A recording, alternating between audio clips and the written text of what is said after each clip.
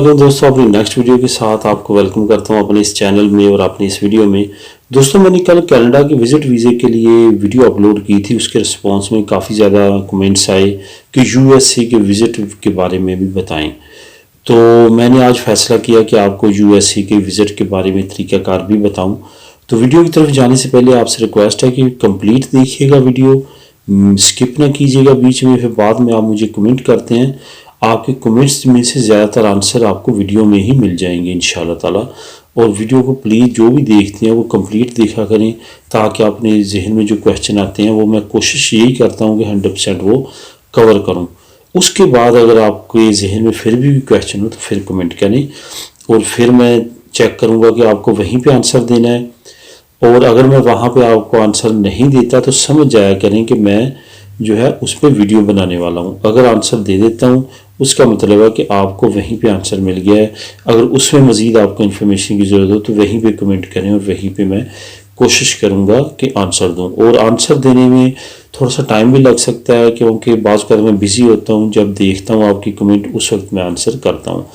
दोस्तों, उम्मीद है कि आपको मेरी ये वीडियोस पसंद आ रही होंगी। मैं कोशिश कर रहा हूँ कि ज़्यादा से ज़्यादा नॉलेज शेयर करूँ आप लोगों के साथ। जो वो नॉलेज जो मेरे पास नहीं होता वो मैं सिर्फ़ और सिर्फ इंटरनेट पे सर्च या उससे इंफॉर्मेशन लेने पे इत्फाक नहीं करता, बल्कि उन लोगों से रब्ता करता हूँ जो इस प्रोसेस से गुज़रे होते हैं, क्योंकि उनकी आप बीती में बहुत ज़्यादा और जो आर्टिकल लिखे होते हैं उनमें बहुत ज़्यादा फ़र्क होता है, क्योंकि पर्सनल एक्सपीरियंस बहुत ज़्यादा वैल्यू रखता है। वो आपको बारीक से बारीक बात भी बता देते हैं कि ये मसला था, ये ऐसे हुआ ऐसे हुआ। तो इसी तरह मैं आज जो यूएसए का विज़िट वीज़े के लिए लेके आया हूँ आपके लिए वीडियो, उसमें भी मैंने पर्सनल एक्सपीरियंस वाले बंदों से भी बात की है।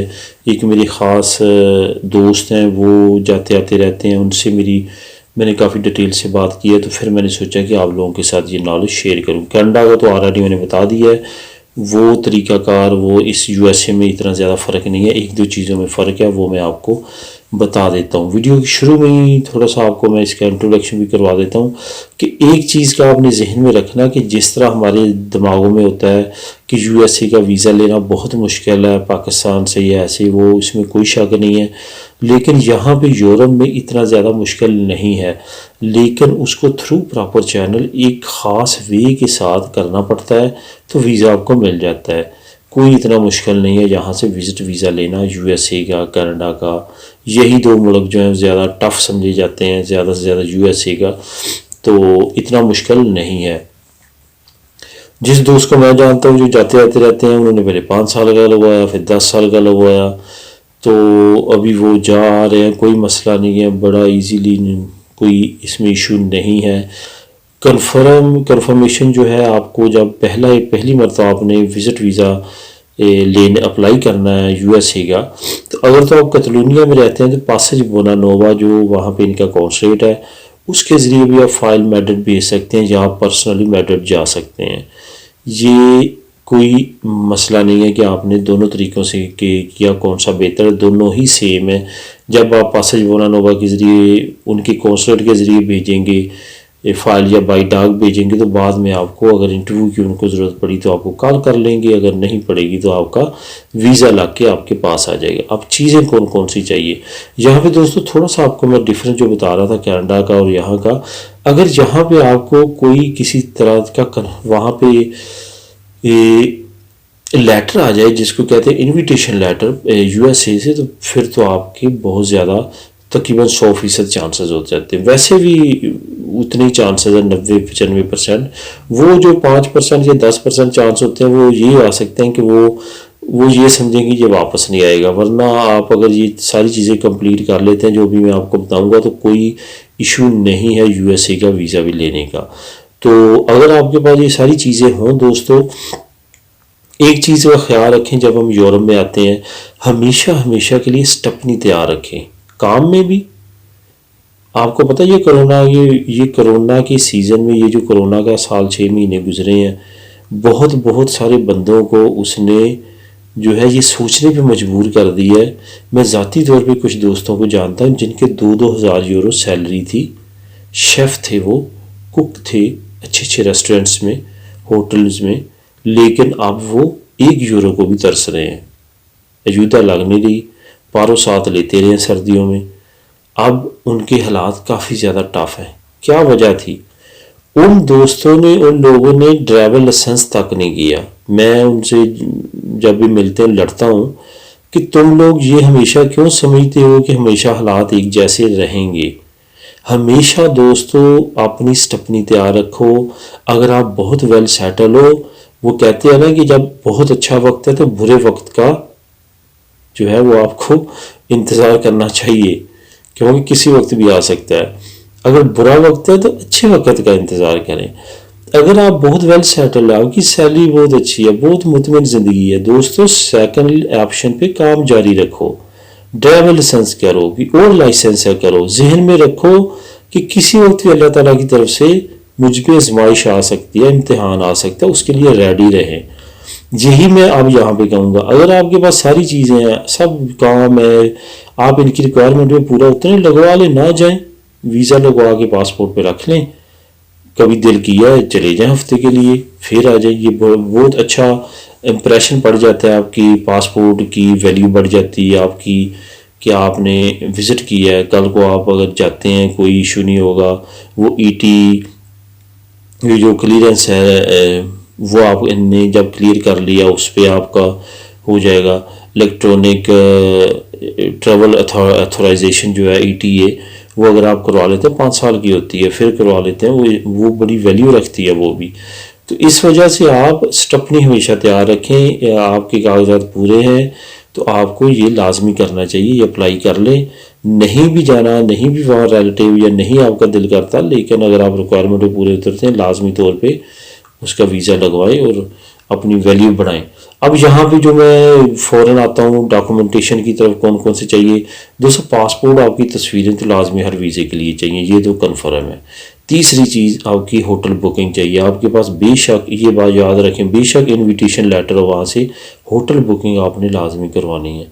जिस एरिए से इनविटेशन लेटर आएगा, नज़दीक तरीन किसी होटल से बुकिंग करवा लें, वो बहुत अच्छा इंप्रेशन पड़ेगा।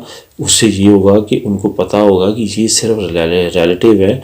वैसे भी आपने देखा होगा गोरे एक दूसरे के घर जाके नहीं ठहरते, ये जाते हैं तो किसी होटल वगैरह लेते हैं अपने रिश्तेदारों के करीब, बहुत ज़्यादा फैमिली के करीब हो तो फिर लेते हैं। यही तो आपने एम्बेसी वालों को शो कराना है कि बहुत ज़्यादा फैमिली के करीब नहीं है, मैं होटल में ठहरूंगा और कुछ देर रहने के बाद वापस आ जाऊंगा। इस वजह से उनको ये यकीन हो जाएगा कि ये बंदा वहाँ जाके स्किप नहीं होगा, वहाँ पे रहेगा नहीं, वापस आ जाएगा। ये आपने, और दूसरा अगर आपकी फैमिली स्पेन में है तो फिर और ज़्यादा चांस बढ़ जाते हैं, उनको पता होता है इसने वापस आना है, फैमिली है पीछे इसकी। अब आगे बैंक स्टेटमेंट। बैंक स्टेटमेंट आपको वही तकरीबन कनाडा वाली जो मैंने कही थी, 2000, 2500, 3000, 5000 यूरो तक अगर आपके बैंक अकाउंट में है, 2500, 2000 से लेके 5000 तक तो चल जाएगी। 2000 से नीचे न रख के अप्लाई कीजिएगा, वो फिर रिस्क में चला जाएगा।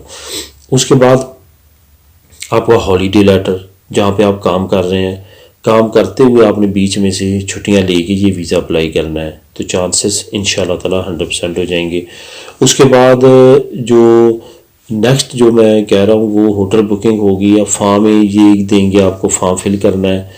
फॉर्म फिल करने के बाद आपने अच्छी तरह से दोबारा उसको रिविज़िट करना है, कोई भी मिस्टेक ना हो। वो दोस्त मुझे बता रहा था, उससे मैंने सारे नोट्स लिए हैं, कल शाम में उसको मिला और उससे सारी मालूमात ली है, A to Z जो मेरे जहन में क्वेश्चन थे, जो मैंने सोचा कि आप सोच सकते हैं, वो सारी चीज़ें।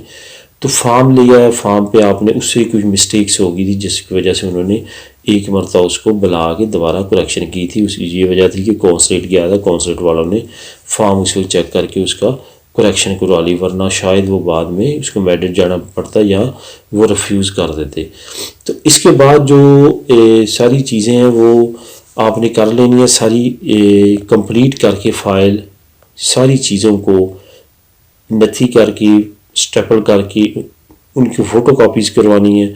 फ़ोटो कापी करवाने के बाद आपको जो मैंने तरीके बताए हैं उसके ज़रिए आपने बाई डाक भेज देना। जहाँ पे एक चीज़ का मैं आपको बताऊँगा, आपने एक फिजिबिलिटी रिपोर्ट के तौर पे एक पेपर तैयार करना है, जिस पे आपने लिखना है कि मेरा ये विज़िट के दौरान क्या प्रोग्राम है। उस पर आप लिख सकते हैं कि मैं यहाँ से फ़लाँ डेट को मेरी फ़्लाइट होगी, होटल बुकिंग आपने करवानी है, एयर टिकट नहीं करवानी, वो मना करती हैं एम्बेसीज़ भी और वैसे भी आपका वहाँ पे ज़्यादा लॉस होता है। एयर टिकट बिल्कुल नहीं करवानी, सिर्फ होटल बुकिंग।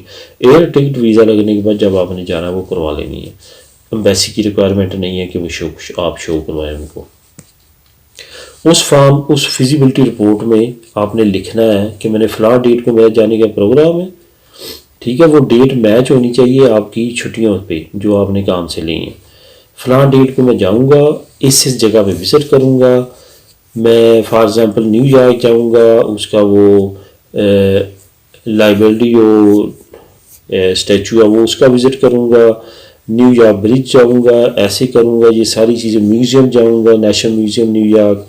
उसके बाद आप कह सकते हैं मैं वाशिंगटन जाऊँगा, वाइट हाउस देखूँगा।